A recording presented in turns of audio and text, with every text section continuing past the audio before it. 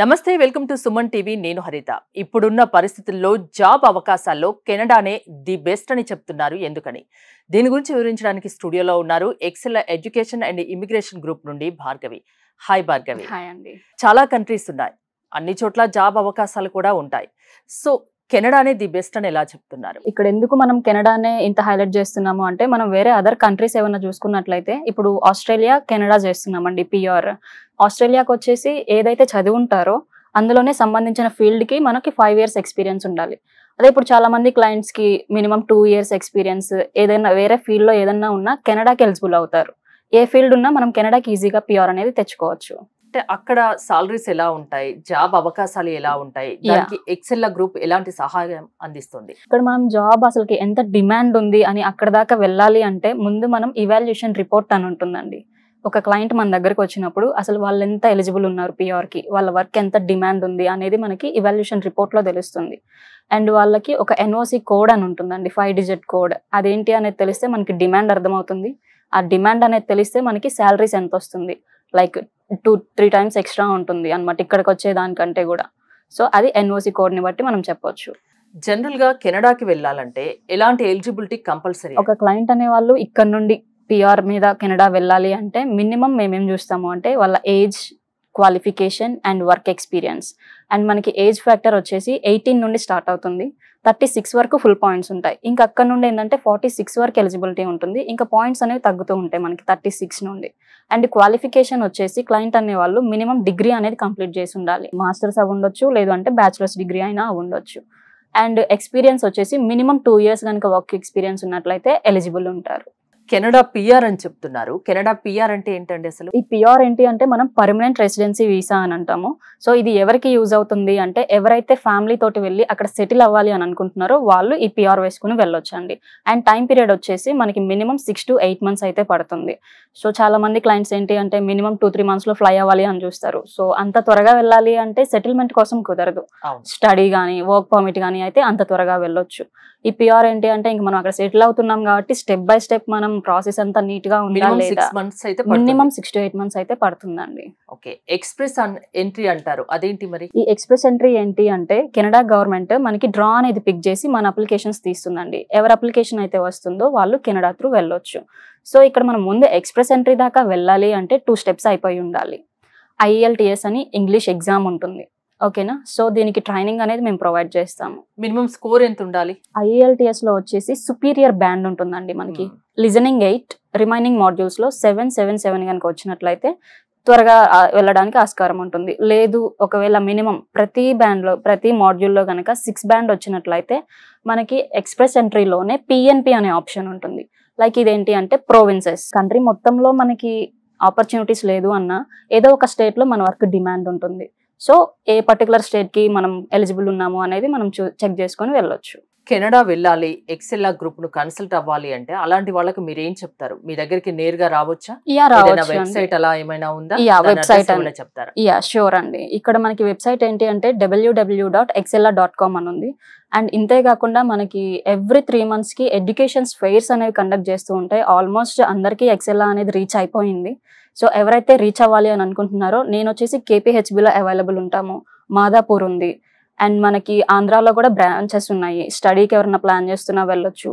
And migrate అవ్వాలి అనుకున్నా కానీ ఎక్సెల్ అని మీరు సెలెక్ట్ చేసుకోవచ్చు. ఎక్సెల్లాలో ఎన్ని సర్వీసెస్ ఉన్నాయి, ఎన్ని గ్రూప్స్ ఉన్నాయి? ఓకే ఇక్కడ ఏంటి అంటే స్టడీకి సర్వీసెస్ ఉన్నాయి. ఒక స్టూడెంట్ అనే వాళ్ళు ఏదైనా కంట్రీకి వెళ్ళాలి అన్నా ఏ కంట్రీ అయినా కానీ సర్వీసెస్ ఉంటున్నాయి. అండ్ పిఆర్ వచ్చేసి మనకి కెనడా అండ్ ఆస్ట్రేలియా, జర్మనీ ఇస్తున్నామండి. జర్మనీ వచ్చేసి మనకి జాబ్ సీకర్ వీసా అని ఉంటుంది. అండ్ ఇది వచ్చేసి మనకి 3 monthsలో ప్రాసెస్ అయిపోతుంది. పిఆర్ వచ్చేసి కెనడా అండ్ ఆస్ట్రేలియా చేస్తున్నాము.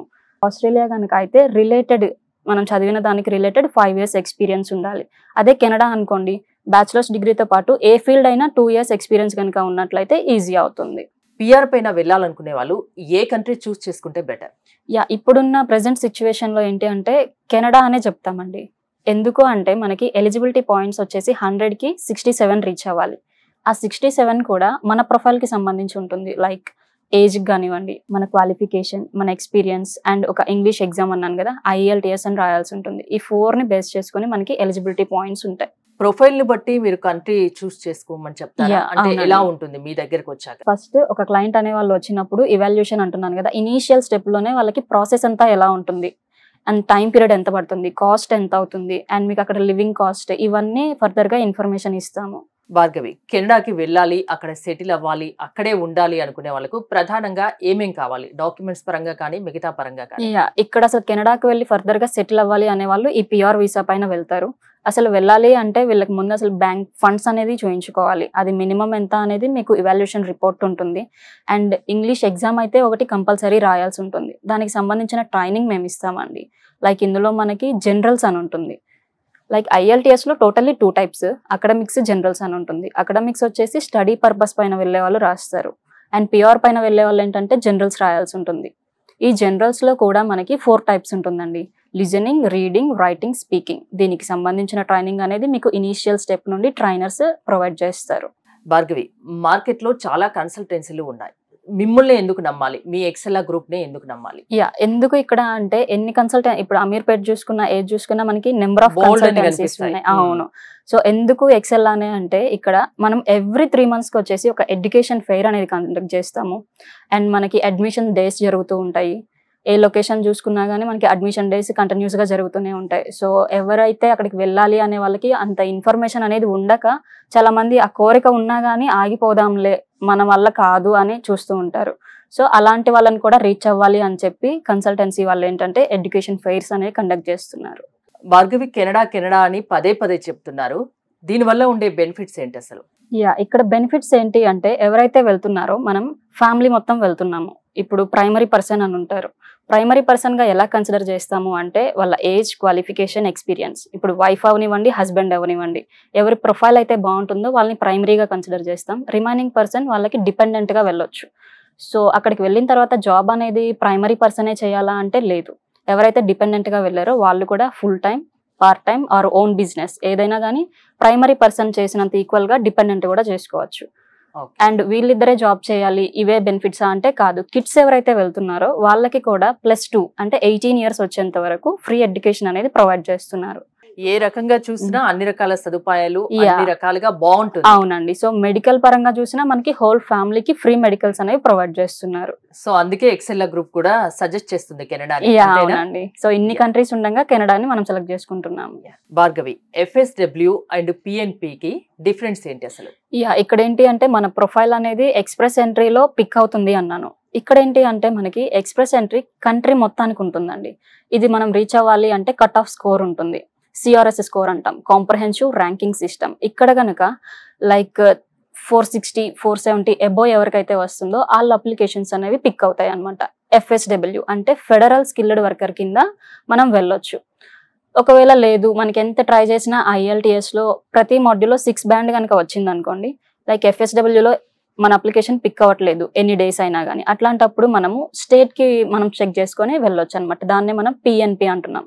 లైక్ ప్రోవిన్స్ నామినీ ప్రోగ్రామ్ అని అంటున్నాం. ఇక్కడ మనం స్టేట్స్ అంటాం కదా, అక్కడ ప్రొవిన్సెస్ అంటారండి. సో ఏ స్టేట్ కి మనం ఎలిజిబుల్ ఉన్నాము, మన వర్క్ ఎక్కడ డిమాండ్ ఉంది అని సెలెక్ట్ చేసుకొని మనం ఆ స్టేట్ కి అప్లై చేసుకోవచ్చు. ఇప్పటి వరకు వేలాది మందిని ఎక్సెల్ గ్రూప్ విదేశాలకు పంపించి ఉంటుంది. వాళ్ళ డ్రీమ్స్ ను ఫుల్ఫిల్ చేసి ఉంటుంది కదా. అవునండి. సో ఎవరైనా విదేశాలకు వెళ్ళాలనుకుంటే, ప్రత్యేకించి కెనడాలో జాబ్ చేయాలనుకుంటే, కెనడాకి వెళ్ళాలంటే ఎక్సెల్ గ్రూప్ ను కన్సల్ట్ అవ్వండి. పూర్తిగా నమ్మకమైన సంస్థ అని చెప్తున్నారు. అవునండి. Thank you Bhargavi, thanks for coming. More details కోసం స్క్రీన్ మీద స్క్రోల్ అవుతున్న నెంబర్స్ కాల్ చేయండి. చూస్తూనే ఉండండి సుమన్ టీవీ.